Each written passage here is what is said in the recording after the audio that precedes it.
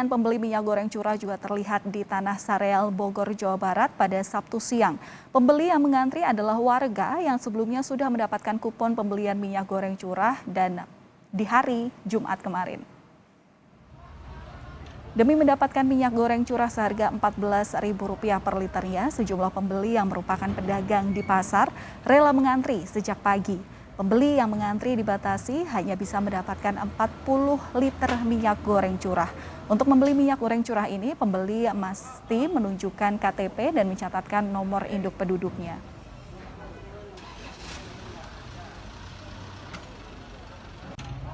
Ya lumayan kan, antrian juga gitu, padat juga gitu. Padat kan? Ya? Iya.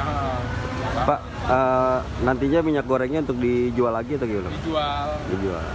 Pak, kalau sehari biasanya bisa beli berapa banyak nih, Pak? Kalau di warung apa di sini? Di sini. Kalau di sini sih paling saya pemakaian nggak begitu banyak gitu ya.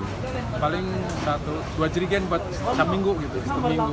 Emang kalau untuk sehari-hari Bapak beli di sini selalu? Beli di sini. Di sini. Ya. Pak, katanya ada harus daftar NIK gitu, daftar nggak, Pak? Kemarin mah iya daftar nih.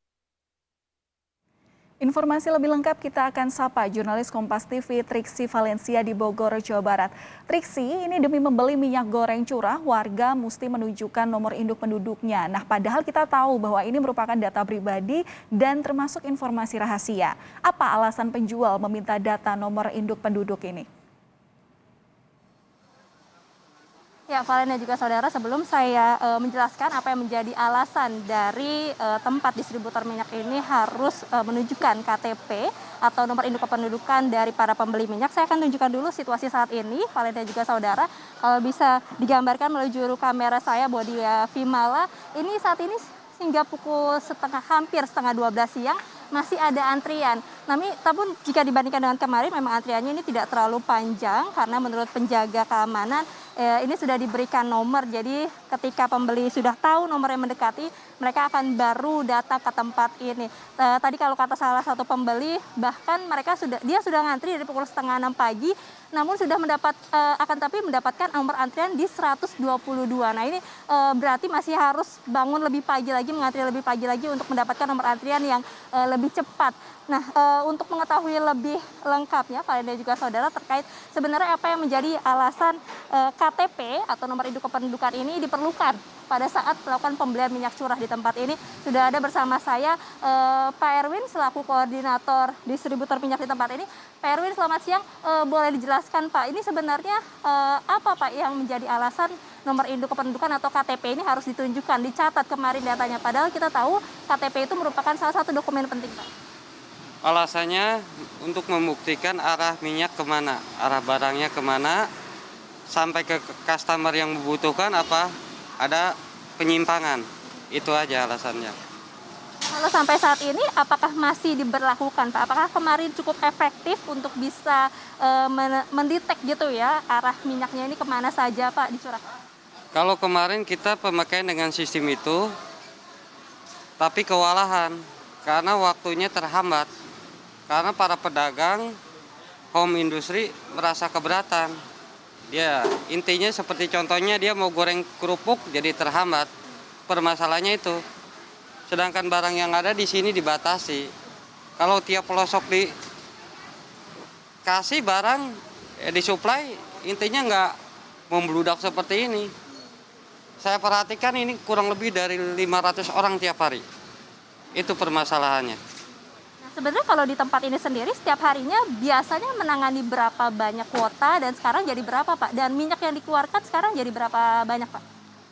Kalau dulu kita paling 100 orang yang datang. Kalau sekarang itu udah dengan turun 300 kuota masih kurang. Masih banyak parkiran di depan. Jadi aktivitas lalu lintas terganggu. Itu permasalahannya. Sedangkan barang yang kita masuk dari pabrik juga dibatasi. Jadi pengaturannya kita agak terhambat karena pengeluaran barang kan dibatasi semua. Itu yang berat. Saat ini bisa mengeluarkan berapa banyak minyak, Pak, yang dijual ke para pembeli, Pak? Minimalnya 60 ton, minimalnya 60 ton per hari. Itu dibatasi oleh saya. Kalau tidak dibatasi 100 ton sehari habis, lebih, Pak. Pembatasannya seperti apa, Pak? Seperti yang beli banyak kompan, dapat 2 kompan, 3 kompan, seperti itu aja. Karena emang jumlah barang yang kita datang juga dibatasi oleh pabrik. Nah, ini pembatasan dari pabrik sendiri. Kalau dari pabriknya sendiri, Pak, alasannya apa, Pak, yang membuat minyaknya sekarang dibatasi, Pak? Kalau sebelumnya kan belum tidak ada pembatasan, betul ya, Pak ya? Betul. Karena pabrik meragukan ada penyimpangan seperti itu. Tapi setelah tahu ke lokasi, dicek para pedagang semua bisa mengetahui karena dengan pembatasan jumlah yang ada sebetulnya nggak terlalu besar ke situ curiga. Karena para pedagang dari Serpong, dari Depok, Sukabumi semua ke sini. Baik yang pedagang, home industry, semua pabrik larinya ke Cimanggu. Itu permasalahannya. Berarti kalau bisa melihat stok dari sekarang ini, apakah bisa mencukupi, Pak, pembeli yang datang tiap hari bisa sampai 300-400 orang ini, Pak? Bisa mencukupi dengan pengaturan terbatas itu yang saya sampaikan. Dengan 1-2 kompan, 3 kompan. Akhirnya kan banyak konsumen, banyak para home industry yang datang, pabrik kue, segala macam, berkumpul di sini.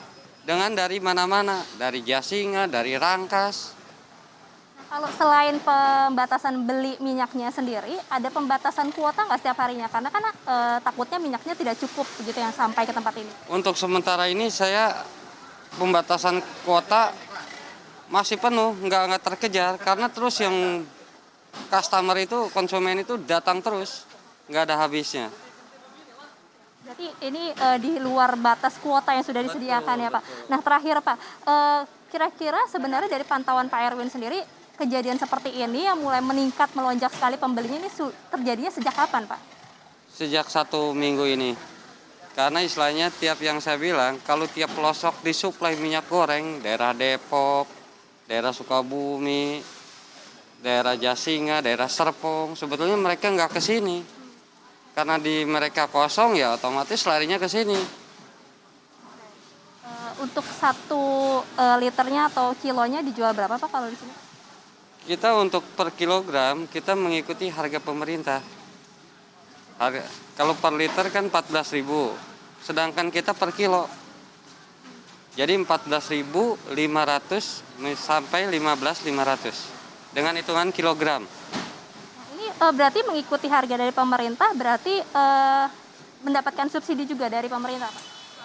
Dari pemerintah belum, kita dapat dari perusahaan-perusahaan.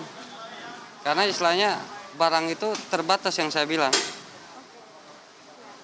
Terima kasih banyak Pak Erwin untuk waktu dan informasinya. Silakan bekerja kembali, Pak. Ya, Valen dan juga saudara, memang ini yang menjadi keprihatinan bukan hanya bagi para pembeli saja, masyarakat atau pedagang saja, namun juga bagi para distributor minyak, karena saat ini ketika masyarakat mulai beralih menggunakan minyak goreng curah karena minyak goreng kemasan ini sudah melambung tinggi harganya, meskipun saat ini stoknya sudah banyak. Jadi saat ini yang terjadi adalah antrian yang cukup panjang untuk mendapatkan minyak goreng curah. Namun seperti yang tadi sudah diinformasikan oleh Pak Erwin, yang ada di tempat ini antriannya adalah para pedagang atau para pengusaha mikro dan kecil, sehingga nanti ketika mereka mendapatkan minyak yang memang sudah ditentukan oleh pemerintah ini dikhususkan untuk mereka, baru nanti mereka akan jual ke para pembeli. Baik. Valen. Baik, terima kasih atas informasi Anda. Triksi Valencia melaporkan langsung dari Bogor, Jawa Barat.